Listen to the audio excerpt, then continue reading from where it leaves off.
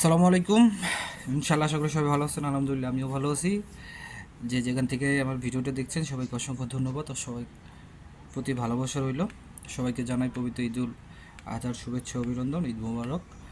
তো আসলে গত 2 দিন একটু ব্যস্ততার কারণে ভিডিও দেওয়া হয় নাই। তো আজকের ভিডিও টপিকটা হচ্ছে একটু অন্যরকম। আপনারা সকলেই জানেন যে ঈদের একটা ছুটি চলতেছে। তো এখন মূলত মেন যে টপিকটা সেটা হচ্ছে যে ভিএফএস গ্লোবাল কবে থেকে ওপেন বা ইতালি এম্বাসির কার্যক্রম কবে থেকে ওপেন। আর বিভিন্ন সোশ্যাল মিডিয়াতে আপনারা যে বিষয়টা দেখতেছেন আমিও দেখতেছি যে আপনার যেগুলো অরিজিনাল নলস্তা সেগুলোর ভিসা হচ্ছে না, এরকম কিছু নিউজ আমরা পাচ্ছি। তারপরে আপনারা সকলেই জানেন যে ইটালির অবস্থা, বাংলাদেশকে নিয়ে ইটালির কী অবস্থা। তো এই বিষয়গুলো নিয়ে আজকের পুরোটা ভিডিও। তো অবশ্যই যারা ভিডিওটা দেখতেছেন অবশ্যই পুরোটা দেখার চেষ্টা করবেন, আশা করি আপনাদের জন্য উপকার আসবে।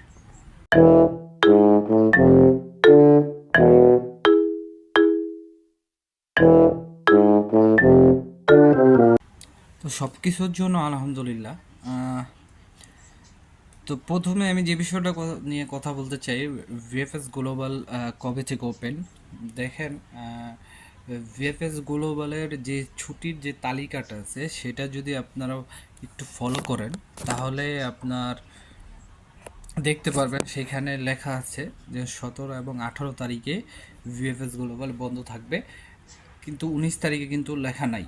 তার মানে যদি আমরা ভিএফএস গ্লোবালের যে তাদের ওয়েবসাইটে ঢুকি তাহলে আমরা এটা নির্দিষ্ট একটা ফলাফল ভালোভাবে দেখতে পারবো। আর এখন যদি ভিএফএস গ্লোবালের যে তালিকাভুক্ত ছুটির দিনগুলা সেগুলা যদি ফলো করি তাহলে আগামীকাল থেকে ভিএফএস গ্লোবাল ওপেন থাকবে। এটা কিন্তু তাদের তালিকাভুক্ত যে ছুটির দিনগুলো আছে সেই দিনগুলোর উপর ভিত্তি করে এরকম, মানে আমি বলতেছি যে কালকে থেকে আপনারা ভিএফএস গ্লোবাল ওপেন পাবেন। তো আজকে সোশ্যাল মিডিয়াতে অনেকেই অনেক কথা বলতেছিলেন যে অনেকেই অনেকগুলা স্ক্রিনশট পাঠাচ্ছেন যেখানে আপনার অনেকে গ্রুপে পোস্ট করছে যে আমি আজকে আলহামদুলিল্লাহ ভিসা পাইলাম বা পাসপোর্ট কালেকশন করলাম। দেখেন, আজকে ভিএফএস গ্লোবাল বন্ধ ছিল আমি যতটুকু জানি। তারপরে বাকিটা আপনারা যদি জানেন আমার ভুল হইতেও পারে। তবে আমার যতটুকু জানা মতে, হ্যাঁ, ঈদের দিন গতকালকে ঈদ গেছে বাংলাদেশে, আজকে ঈদের পরের দিন, তো এই 2 দিন বন্ধ ছিল। আগামীকাল ভিএফএস গ্লোবাল সম্পূর্ণরূপে খোলা থাকবে এবং তাদের কার্যক্রম তারা শুরু করবে। ভিএফএস গ্লোবালের ভিতরের আপডেট দেখেন, অনেকে বলতেছে যে নলস্তা অরিজিনাল হলো আপনার রিজেক্ট হচ্ছে।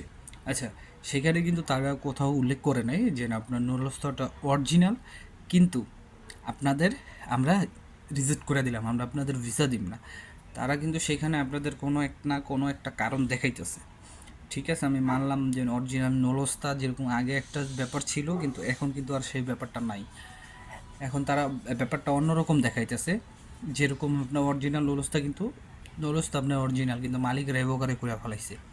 তো এই জন্য আপনাদের যাদের এরকম হয়েছে যে অরিজিনাল নলস্তা মালিক রেভোকারে করছে, মানে উইথড্র করে ফেলাইছে, আপনাদের রিজেক্ট করে দিছে, এরকম ভাই যারা আছেন আপনারা কাইন্ডলি একটু আমাকে জানাবেন, যে পার্সোনালিভাবে আপনারা একটু আমাকে জানাবেন, হয় ভিডিওর কমেন্টসে জানাবেন, না হলে হোয়াটসঅ্যাপে আমাকে নক দিয়ে জানাবেন যে আপনারা যখন নলস্তা জমা করছিলেন ভিএফএসগুলো বলে, আপনারা কি মালিকের কার্ড আইডেন্টিটি এবং ডিক্লারেশন পেপার এই দুইটা জমা করছিলেন কিনা। যাদের রেভোকারে করা হয়েছে, মানে ভিএফএস গ্লোবাল থেকে বা ইতালি এম্বাসির থেকে রিজেক্ট করার পরে আপনাদের যে ফোলিও, মানে যে একটা রিজেক্ট পেপার দেওয়া হয়েছে সেখানে তো আপনাদের রিজেক্টের কারণ আছে।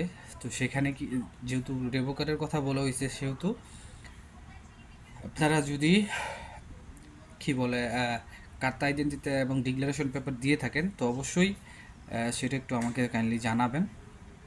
আর যে বিষয়টা হচ্ছে প্রকৃতভাবে যে আমরা মালিক ঠিক আছে, আপনার নলস্তা ঠিক আছে, আপনার সব কিছু সব দিক দিয়ে সব কিছু পারফেক্ট আছে, তাদের ভিসা, তাদের ফাইল রিজেক্ট করার কোনো ওয়ে নাই এম্বাসির কাছে, একটা ব্যাপার। আর ইটালিতে যদি আপনি নলস্তার আপডেট সম্পর্কে জানতে চান, আমি বলবো ইটালিতে এখন নলস্তার কোনো আপডেট আমি আপাতত দেখতেছি না। যদি উঠেও থাকে হয়তো অন্য শহরে উঠতেছে, যেগুলো এখন ফ্লাশ হচ্ছে না, কারণ এখন অনেকে নলস্তা উঠলেও আনতেছে না।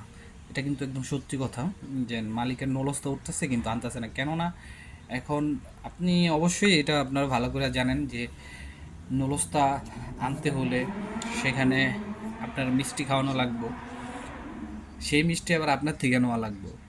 এখন সোশ্যাল মিডিয়াতে যদি আমি মনে করি এটার কথা বলি, আসলে এখন এতটা পরিমাণ চাপ চলতেছে যে এগুলা যদি তারা কাউন্ট করে, তা আমারও সমস্যা হবে, আপনাদের সমস্যা হবে। তাই আপনাদের কিছু কথা বুঝে নিতে হবে এখন।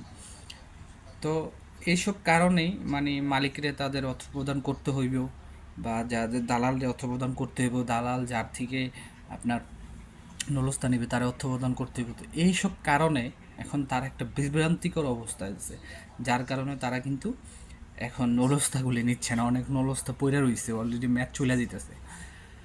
আর ভিএফএস গ্লোবাল থেকে যারা এখন তো অ্যাপয়েন্টমেন্ট পান নাই, আপনারা ধৈর্য ধরেন। আপনারা, আমি একটা এক্সাম্পল আপনাদের বুঝাই।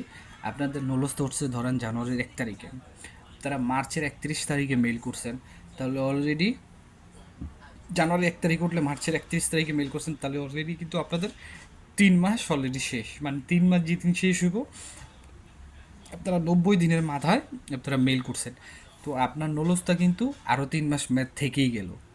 যদিও আপনারা 6 মাস পরও অ্যাপয়েন্টমেন্ট পান, তো হিসাব করা হবে আপনি 3 মাস নলস্তার ম্যাথ থাকা অবস্থায় কিন্তু আপনি অ্যাপয়েন্টমেন্টের জন্য আবেদন করছেন। এইভাবে আপনাদেরকে তারা অ্যাপয়েন্টমেন্টের যে বিষয়টা শিডিউলটা সেটা এইভাবেই দিবে, এটা তাদের বক্তব্য অনুযায়ী। এখন তাদের মনের ভিতরে কি আছে এটা তো আর আমি ভালো জানি না, এটা আল্লাহ তালা ভালো জানে, আর তারা ভালো জানে। আশা করি বুঝতে পারছেন। আর যারা ফ্যামিলি ভিসা দিয়েছেন, আপনাদের দ্রুত দেওয়ার কোনো মানে আপনাদেরকে ইতালি এম্বাসি থেকে দ্রুত ভিসা দিবে, এই প্রক্রিয়াটা মানে আপনারা যদি এটা চিন্তা করে থাকেন, তাহলে আমি বলবো যে আসলে এটা ঠিক না। কারণ এখন যেহেতু ফ্যামিলি ভিসা, আপনাদের তো এখানে এসে আপনারা কাজ করবেন না, আর আপনাদের এমন লাখ লাখ টাকা দিব আপনাদের কাগজটা উঠায় না, আপনারা ভিসা পাবেন। 7-8 মাস হয়েছে, হয়তো আরও 4-5 মাস যেতে পারে। আপনারা একটু ধৈর্য ধরেন, আপনারা ভিসা পাবেন। আমার কথা রাগ করবেন না, কারণ এখন যে সিচুয়েশন, যাদের ওয়ার্ক পারমিটগুলো আছে তাদেরকে তাড়াতাড়ি দেওয়াটা আমি মনে করি যে বেটার, মোর দেন বেটার এটা। আর কি বলবো, আর এই হচ্ছে কাহিনী। আর বাংলাদেশকে নিয়ে তো এখন পুরো ইউরোপেই ধরতে গেলে বাংলাদেশিরা মানে একটা কালো তালিকাভুক্ত হয়ে গেছে। এখন আল্লাহ জানে যে আমাদের বাংলাদেশিদের জন্য সামনের ভবিষ্যৎগুলো কি। তবে আমি মনে করি যতটা হার্ড বাংলাদেশিরা যেখানে আছে ততটা ইজি বানায় ফেলবো। কোনো না কোনোভাবে আমরা একটা চিপা চাপা দিয়ে, বিড়াল যেরকম মনে করেন ছোটো ফাঁক দিয়ে চলে যায় না, বাঙালির ওরকম ছোটো ফাঁক দিয়ে চলে যেতে পারবো। তো যে কোনো একটা সিস্টেম আসবেই। তো যারাই ভাই ব্রাদার যারাই আছেন, চিন্তা করার কোনো কারণ নাই। আমরা ইটালি মানেই, ইউরোপ মানেই হচ্ছে আপনার হয় অক্কা নাহলে মক্কা, আপনারা এটা ভালোই জানেন যারা ইউরোপে থাকেন। তো এখন ওরকম সিস্টেমটাই চলতেছে, কিন্তু দোয়া করি যাতে আমাদের জন্য বেটার কিছুই হয় সামনে, সমস্ত প্রবাসীদের জন্য যেন বেটার কিছু হয়। তো সবার জন্য দোয়া রইলো, সবাই আমার জন্য দোয়া করবেন। সবাই সুস্থ থাকবেন, ভালো থাকবেন। অবশ্যই আমার চ্যানেলের সাথেই থাকবেন, আর ভিডিওটি ভালো লাগলে শেয়ার করবেন। আসসালামু আলাইকুম, আল্লাহ হাফেজ।